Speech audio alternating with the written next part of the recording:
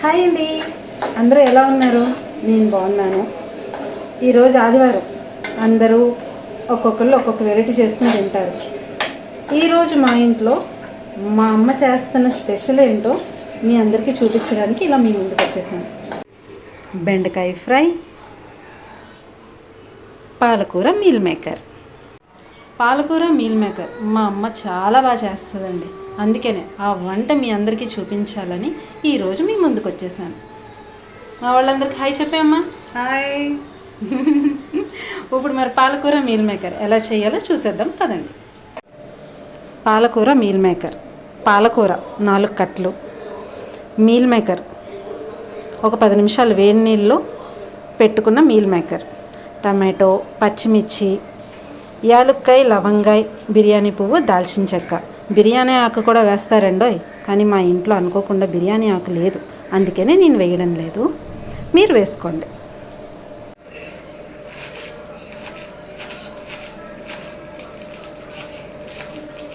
తరిగిన పాలకూర. ఈ తరిగిన పాలకూరని ఒక బౌల్లోకి తీసుకుని ఈ టీ గ్లాస్ అంతా వాటర్ పోసుకుని ఒక పావు గంట ఉడకపెట్టుకోండి, సరిపోతుంది. పాలకూర సగం ఉడికిన తర్వాత ఈ 4 పచ్చిమిరపకాయలు పాలకూరలో వేసేసుకోండి. పచ్చిమిర్చితో పాటు మిరియాలు కూడా ఒక 5 మిరియాలు. పాలకూర ఉడికిపోయిందండి, దించుకుని దీన్ని చల్లారిన తర్వాత మిక్సీ పట్టేసుకోవడమే. వాటర్ ఉంది ఇంకా అని అనుకుంటున్నారేమో, ఆ వాటర్ని మీరు సపరేట్ చేసుకుని లాస్ట్లో ఆ వాటర్ని మిక్స్ చేసుకుంటే సరిపోతుంది. 4 స్పూన్లు ఆయిల్ వేసుకోండి. నూనె వేడయిన తర్వాత బిర్యానీ దినుసులు వేసేసుకోండి. తర్వాత ఉల్లిపాయ వేసుకోండి.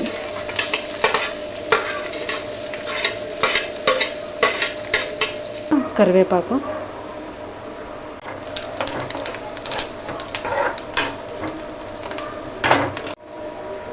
నెక్స్ట్ టమాటో అండి.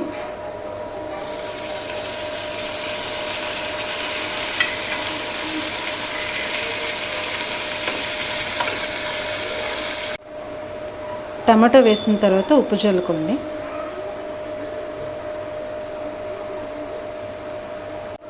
ఉప్పు వేసిన తర్వాత మూత పెట్టి ఒక 10 నిమిషాలు మగ్గనివ్వండి. తర్వాత మీల్ మేకర్ వేసుకోండి.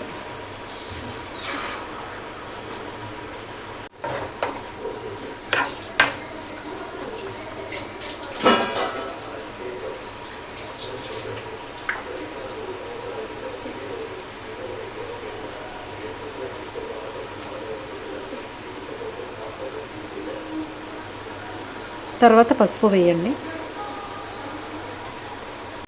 అల్లం వెల్లుల్లి పేస్ట్,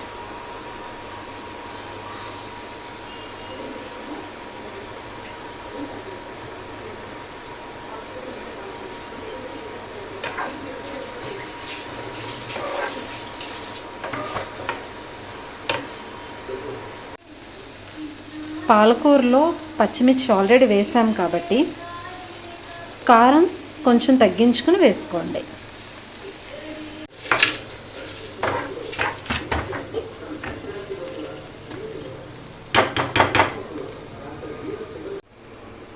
పాలకూర పేస్ట్ అండి. ఇప్పుడు పాలకూర పేస్ట్ వేసేద్దాము కర్రీలో.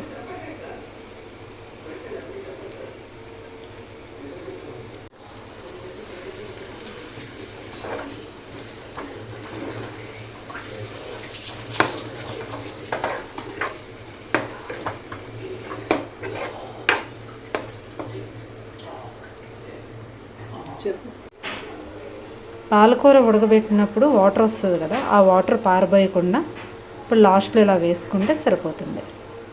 ఎందుకంటే పాలకూర హెల్త్కి మంచిది కదా.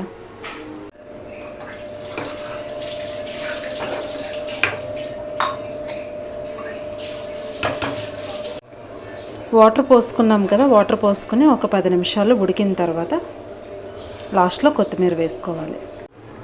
అయిపోయిందండి. ఇంకా లాస్ట్గా కొత్తిమీర చల్లుకుని స్టవ్ ఆఫ్ చేసేసుకోవడమే.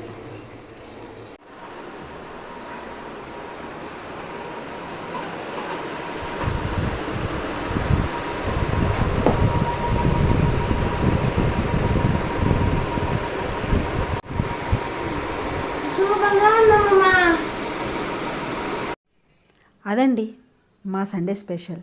మరి మీ సండే స్పెషల్ ఏంటో కమెంట్ సెక్షన్లో కమెంట్ చేయండి.